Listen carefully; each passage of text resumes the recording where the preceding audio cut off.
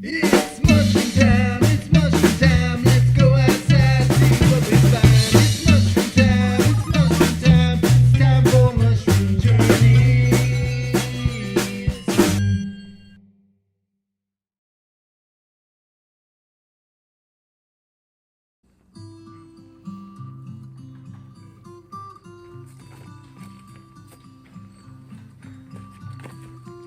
Hello friends, it's a beautiful day here in southern Indiana, first week of October, and there are changes afoot. The first leaves are falling from the trees, as are the persimmon fruits. The white snakeroot is in full bloom at the edges of the forest. The woolly aphids are partying in the beech limbs, and the deer and other mammals are putting on their winter coats. That can only mean one thing: it's time to go look for some wild edible mushrooms. This is a great time of year, one of my favorite times of year to find mushrooms, and we just got a couple inches of rain, so perfect timing. Let's go see what's out there. Come on.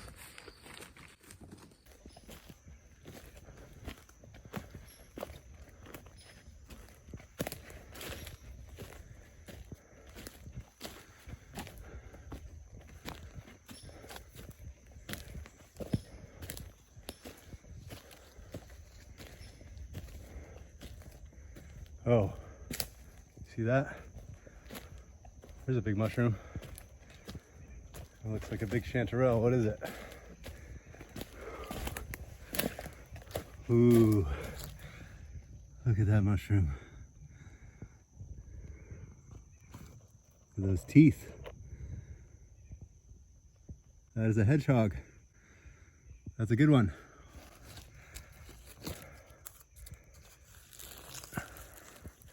If you find a hedgehog mushroom, look around, you'll probably find some more. There's a few more over here.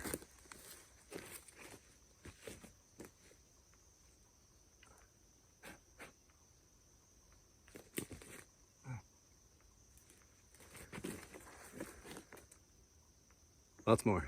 This is a delicious edible mushroom in the genus Hydnum. This one is commonly referred to as the wood hedgehog or the sweet tooth. If you have an older field guide, it might refer to this as Hydnum repandum or Dentium repandum. But now this mushroom in the northeast of the country is called Hydnum subolympicum. This particular one, the subolympicum, can be found June through December, the peak being in August. These are the first ones I'm finding here in September in southern Indiana. There's another one, Hydnum umbilicatum. The depressed hedgehog. Is this a sad mushroom? No, it just has a central depression, kind of a belly button. This mushroom grows in association with pine trees. It's found in the United States and Europe and can be found at the same time of year as the wood hedgehog, summer to fall. But yeah, that's a great one. Very happy to find that. Let's see what else is out there. I thought I saw something up here also.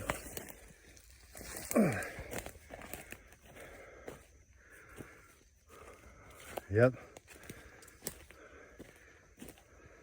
That's another good one.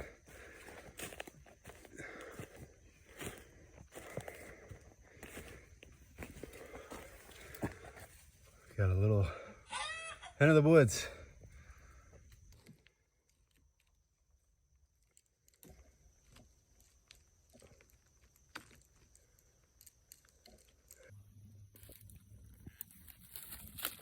Okay, nice. You can find these in the eastern United States and Europe, August through December. It has a very short season though, peaking quite dramatically right about now in late September and October. You'll find these around the base of trees, and sometimes they can be as big as a beach ball. Sometimes they'll be like several beach balls around the base of a tree. One of the biggest mushrooms you'll find out in the woods. And since we found this mushroom, that makes me want to go check on this other tree. It hasn't fruited in 3 years, I think, but better go check it just in case. Let's go.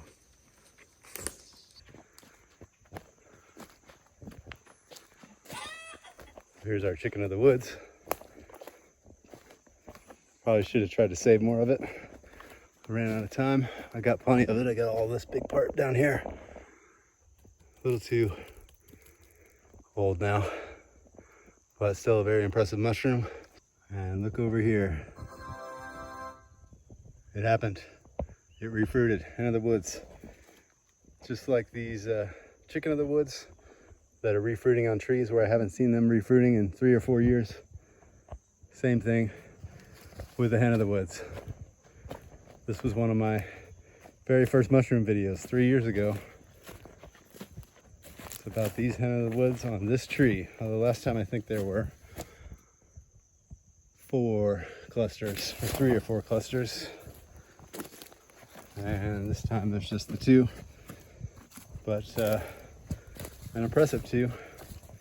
Nice and big and fresh. These are in much better shape than that other one. That is a whole lot of mushroom. Thank you, rain gods. I am gonna need a bigger basket. So before I get a bigger basket, let's scan the hillside, check out these other trees. Most of the oak trees in the forest are not gonna be hosting the hen of the woods mushrooms, but your chances greatly increase. If you find one, there could be some more in that very same area. So let's go check it out. It's worth taking the quick gander. I've only ever found these mushrooms on oak trees, although it is said you can find them on other hardwoods like beech and maple and elm, etc. I just think it's a rare exception. The bigger the tree, the bigger the hens typically, but it doesn't have to be a big tree. For example, this pretty small little red oak with some nice ones. Wow, that one's a completely different color than this one. I wonder if this one sprouted a little later. That one's still pretty good. And they're both pretty good. They're just dirty. Super dirty. That one's not so bad though. A little tiny one.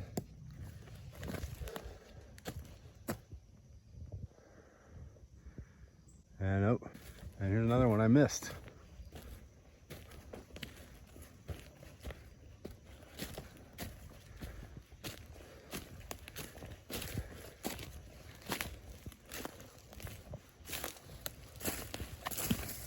Wow, look at that one in the hole. It's a spelunking mushroom. Way back in there. That's awesome. Yeah, so that's a darker one. As is this, probably a little bit older. And oh, there's another one. Wow, it's a big one, and it's far away from the tree. Inside this log even. Look at the fronds on that. They're huge. This one's getting soft and crumbly and bug eaten. But yeah, wow. That is a big one. Maybe on this side. One dried up. Teeny tiny one. Okay, well I think you get the idea. This is one of the best mushrooms you can find. In addition to being a low calorie and nutrient dense food, it is also associated with a lot of potential health benefits: heart health, gut health, immune support, anti-cancer, insulin regulating, and there's several more. I'll list them on the screen. I can't remember them all right now. In addition to a host of health benefits, this mushroom also has a lot of names: ram's head, sheep's head, hen of the woods, Maitake. I tend to just call it Maitake. It's faster to say than hen of the woods. Maitake means dancing mushroom in Japanese. Not because this mushroom actually dances. I've only seen one dancing mushroom in my life, and that was not this kind of mushroom. They called it the dancing mushroom because it was so highly prized that people would jump for joy and dance when they found it. I kind of feel like that right now.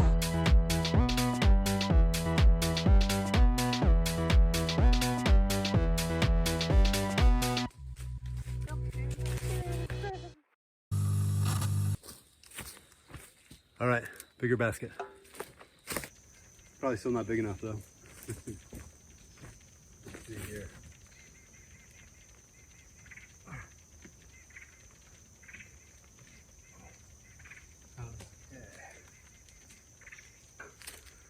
Quite a lot of leaf matter, but this is way more fresh and young than that last one. You don't see any of the bug damage from that first one. All right.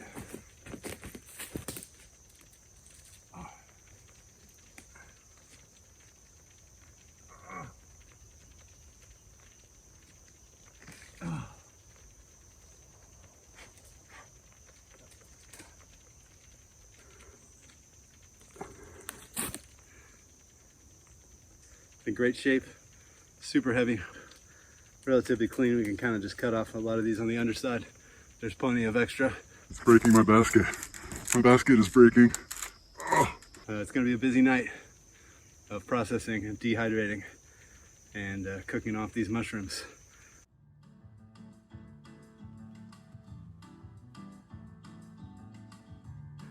All right, let's process our hedgehog mushrooms and do a little taste test, and I'll show you just why these are so very messy, kind of like the broccoli or the dill of the mushroom world, in that they will get all over your kitchen, kind of like kitchen glitter.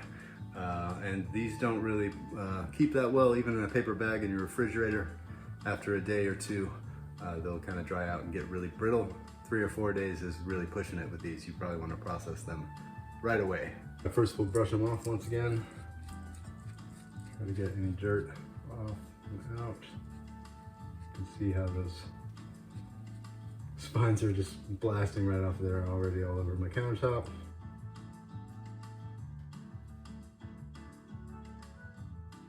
This one, you see how it got kind of brown on the edges just by being in the fridge for a little while. We'll cut those off.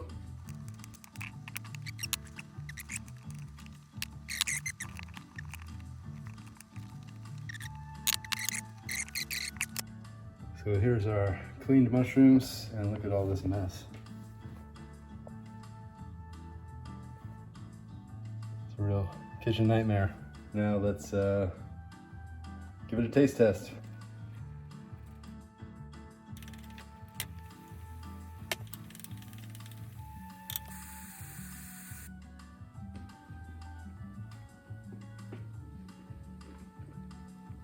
That's pretty good. It has a great texture, great chew, kind of very mild mushroomy flavor.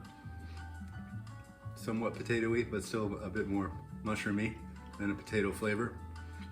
But yeah, that's a decent mushroom. I'll give that a 7.5.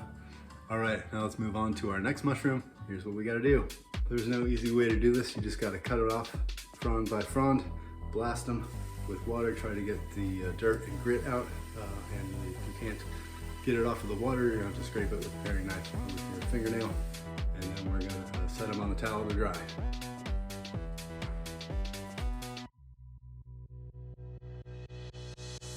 Half an hour, might even half done.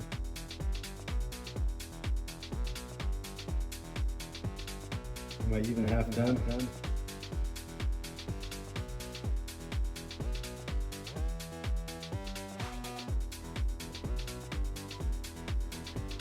All right, head of the woods taste test. Let's see if it's all worth it.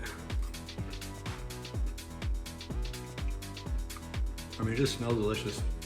Just cooking in the pan just with oil. Tastes very good. It has like a slight sour note. It's a little more fibery than the hedgehog. Kind of strandy, but the taste is phenomenal. That's an 8 or an 8.5. A delicious mushroom. Definitely worth it, although you can always just buy the cultivated ones that are perfectly clean and not have to deal with any of this.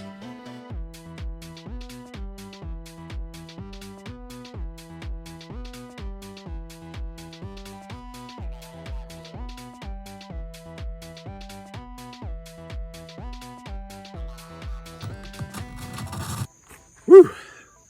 Oh man, that was a lot of work. So here are the fruits of my labor. A little bit underwhelming. 2 full dehydrators full and 2 big 12-inch saucepans full cooked down with oil. Is it worth it? I don't know. Maybe not. That was almost 3 hours of labor. Some of it's kind of passive, like just stirring the saucepan. You can walk away from that, but leaning over the sink for an hour trying to clean that giant one was pretty backbreaking labor. It does make me feel a little bit better when I looked at the prices of dried Maitakes online. They can be up to $16 an ounce. Would make this half a pound of dried mushrooms over like $120, but you can also find them for like $5, so you know, $40 worth. But you know, ask me again in January when there's snow on the ground, no wild edible mushrooms to be found, and I'm making a lot of soup. I will be happy to have all these dried mushrooms. One of the harder mushrooms to clean, but it is one of the better mushrooms for you, so I say go for it. Hope you enjoyed that. I'm Michael File. I'll see you next time on Mushroom Journeys. Did you know you can just cut your broccoli florets half of the way and tear them the rest of the way, thus leaving no mess on your cutting board? That changed my life.